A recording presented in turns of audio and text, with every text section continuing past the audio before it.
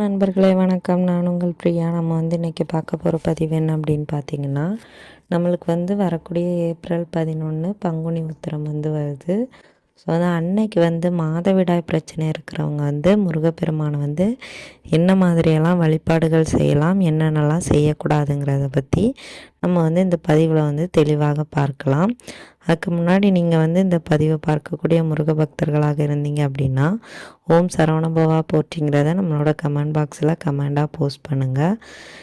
நீங்கள் நம்மளோட சேனலை இது வரைக்கும் சப்ஸ்கிரைப் பண்ணாமல் பார்த்துட்டு இருந்தீங்க அப்படின்னா மறக்காமல் சப்ஸ்கிரைப் பண்ணி வச்சுக்கோங்க. இது போல் பயனுள்ள முருகர் சம்பந்தமான தகவல்களை நீங்கள் பார்த்து தெரிந்து கொள்ள முடியும்.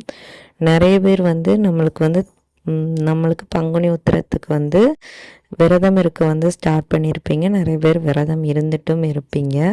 ஸோ நம்மளுக்கு 11 நாட்கள் விரதம் இருக்கிறவங்க எப்பப்பெல்லாம் விரதங்கள் தொடங்கணுங்கிற பதிவு நம்ம இதுக்கு முன்னாடி உள்ள பதிவில் கொடுத்துருக்குறோம். உங்களுக்கு தேவைன்னா போயிட்டு செக் பண்ணி பார்த்துக்கோங்க. நம்ம இப்போ முருகப்பெருமானுக்கு ஏப்ரல் 11ஆம் தேதிக்கு இன்னும் கொஞ்சம் ஒரு சில நாட்கள் தான் கிடக்குது.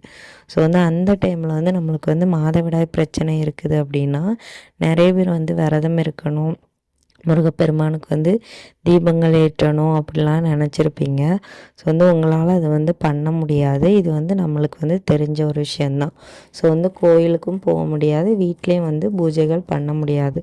அப்போ நம்ம என்ன தான் பண்ணலாம் அப்படின்னு பார்த்தீங்கன்னா, கட்டாயமாக உங்களுக்கு பண்ண முடியாது தான்.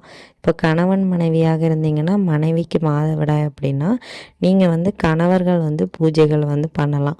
உங்களுக்கு என்ன விஷயத்திற்காக உங்கள் மனைவி பூஜை பண்ணணும்னு நினச்சாங்களோ அதை நீங்கள் செஞ்சு முடிக்கலாம்.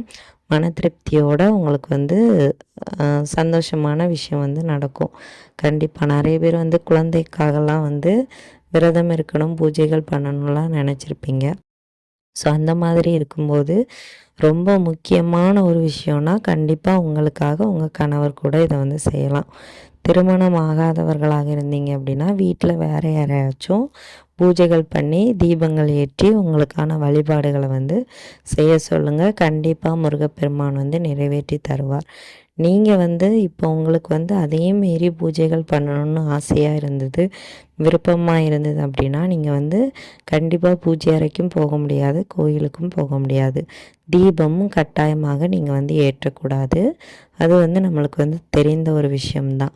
ஸோ நம்ம எதையுமே பண்ண முடியாது. உங்களுக்கு மன திருப்திக்காக நீங்கள் என்ன பண்ணலாம் அப்படின்னு பார்த்தீங்கன்னா, ஒரு பேப்பரும் ஒரு பேனாவும் எடுத்துக்கிட்டு உங்களுக்கு என்ன விஷயத்திற்காக நீங்கள் முருகப்பெருமான் கிட்ட வேண்டுறீங்களோ அதை எழுதிட்டு உங்களுக்கு தெரிந்த ஏதாவது ஒரு முருகர் நாமத்தை ஒரு 108 முறை எழுதுங்க. கட்டாயமாக உங்களோட வேண்டுதல் நிறைவேறும்.